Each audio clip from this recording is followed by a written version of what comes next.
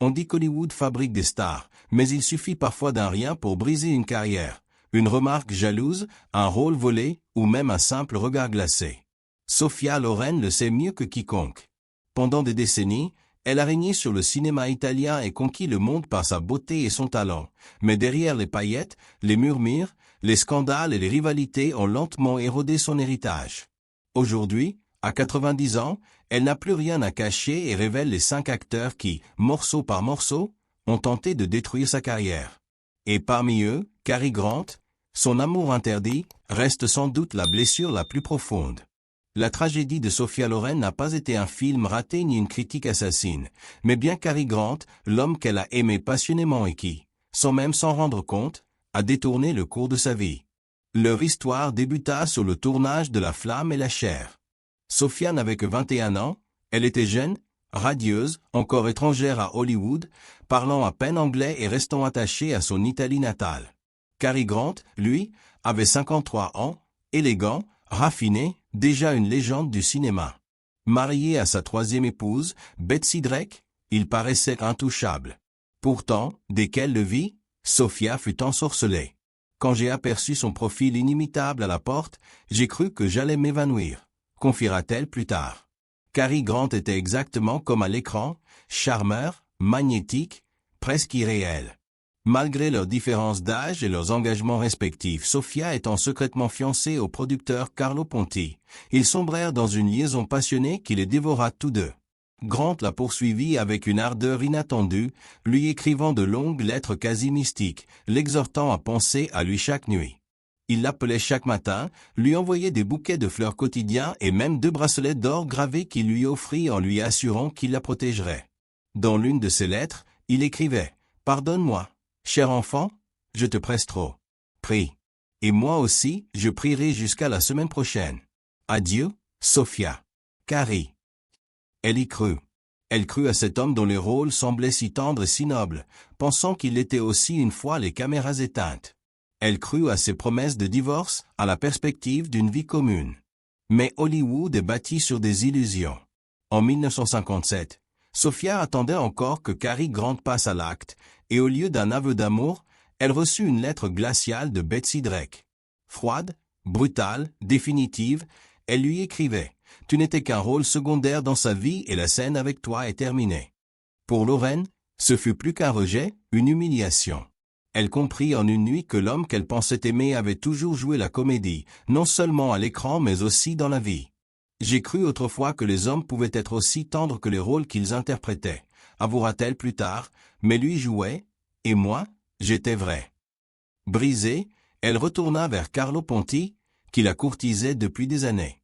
Elle accepta sa demande en mariage, non par passion mais par résignation, un choix qui allait l'entraîner dans un autre scandale. Ponti étant toujours marié aux yeux de l'Église catholique, leur union secrète par procuration au Mexique fut condamnée par le Vatican. Sophia fut accusée de bigamie, ostracisée en Italie et contrainte à l'exil en France puis en Suisse. Ce qui aurait pu être un mariage hollywoodien flamboyant avec Cary Grant se transforma en une vie marquée par l'ombre du scandale.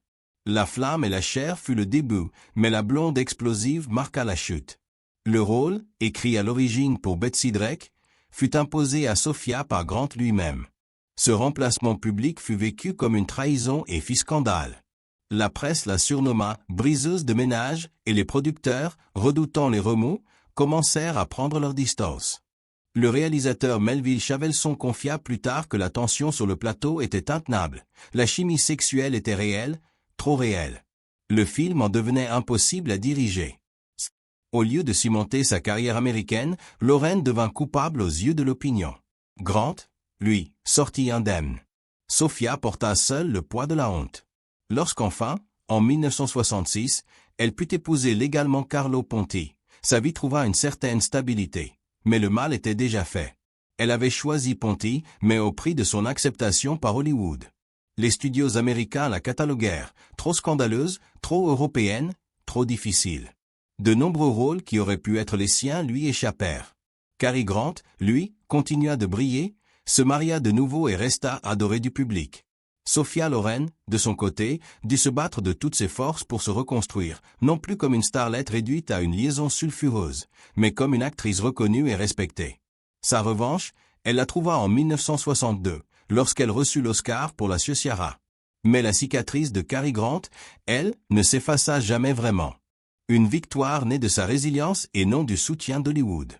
Marlon Brando franchir la ligne. Sophia Loren a connu l'humiliation aux mains de l'un des hommes les plus puissants du cinéma. Marlon Brando. L'histoire de ce qui s'est passé sur le tournage de La Comtesse de Hong Kong en 1967 n'est pas seulement celle d'une querelle. C'est l'histoire d'une violation, d'une ligne franchie dans le silence et du prix terrible qu'une femme pouvait payer lorsqu'elle osait parler. Au milieu des années 1960, Loren et Brando étaient deux géants internationaux. Brando, le génie de Sur le quai et un tramway nommé Désir, était l'icône du jeune homme révolté qui avait réinventé le jeu d'acteur américain.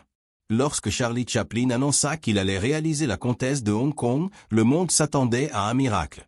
Le duo Brando-Loren promettait l'histoire du cinéma, une comédie romantique à bord d'un paquebot plein de charme, de glamour et d'esprit. Mais au lieu de cela, ce fut l'un des épisodes les plus laids de la carrière de Sophia Loren dans ses mémoires. Hier, aujourd'hui, demain, ma vie. Loren raconte l'instant qui changea tout. Tout à coup, il a posé ses mains sur moi, écrit-elle. Je me suis retourné calmement. J'ai soufflé dans son visage comme un chat caressé à rebrousse-poil et j'ai dit « N'ose jamais plus recommencer, plus jamais ». Ces mots tombèrent sur le plateau comme du verre brisé. Brando, l'un des acteurs les plus intouchables du monde, venait d'empoigner sa partenaire devant l'équipe. La réaction de Loren fut instantanée, intrépide, inoubliable. Elle le fixa droit dans les yeux, le pulvérisant de son regard. Pour la première fois, Brando sembla petit, désarmé, presque honteux de sa propre célébrité. Il ne tenta plus jamais, mais le mal était fait. La violation ne fut que le début. Dès lors, leur relation professionnelle s'effondra. Les scènes censées dégager de la tendresse exhalaient une froideur insoutenable. Brando, déjà réputé pour son arrogance et ses retards chroniques, devint impossible. Chaplin lui-même le réprimanda publiquement pour avoir fait attendre toute l'équipe. Selon Loren, la colère du maître réduisit la voix de Brando à quelque chose de très petit, presque éteint. Mais même l'autorité de Chaplin ne put effacer l'hostilité qui régnait entre ces deux vedettes. Là où l'affiche du film montrait la passion, la caméra ne captait que la tension.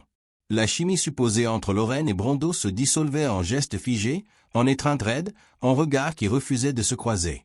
À cette époque, pour beaucoup d'actrices, le silence était une stratégie de survie. Mais Loren choisit la défiance. Elle ne cacha pas ce que Brando avait fait.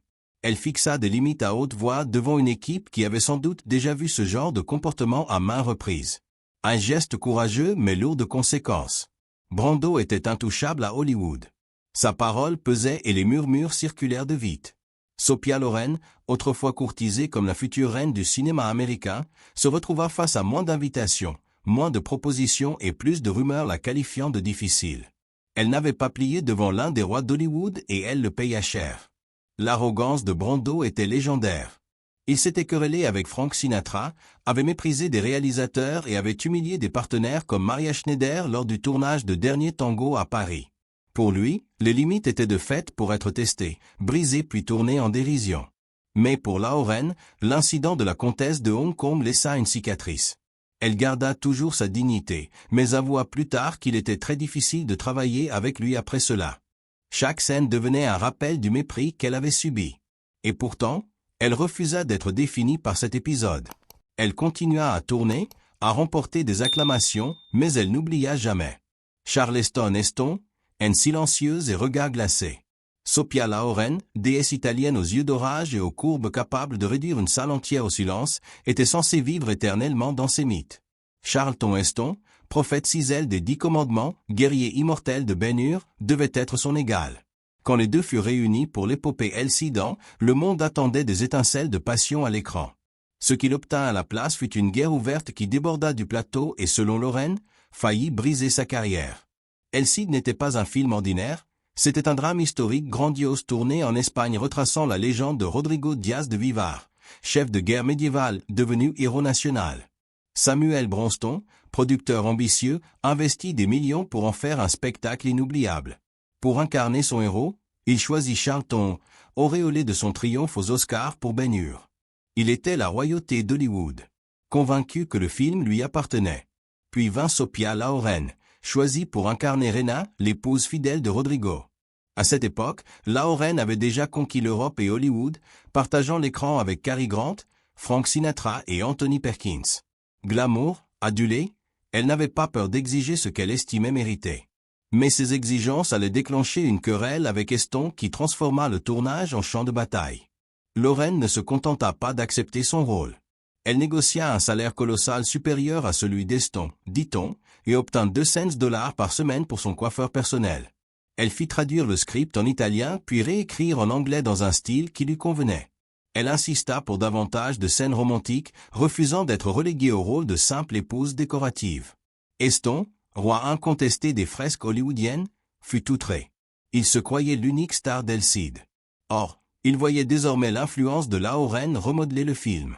Les producteurs réécrivaient des scènes pour la mettre en valeur, transformant peu à peu l'épopée guerrière en mélodrame romantique. Pour Heston, dont l'orgueil était déjà immense, c'était insupportable. Très vite, l'animosité entre les deux stars empoisonna le plateau. Le glamour de Loren, ses retards, son perfectionnisme, tout agaçait Heston. Il en vint, dit-on, à exiger qu'un double se substitue à lui dès que la caméra ne filmait qu'elle. Même les scènes d'amour étaient un supplice. Dans la séquence finale au lit de mort où Rodrigo et Jimena devaient rayonner d'une dévotion tragique, Heston parvint à peine à la regarder.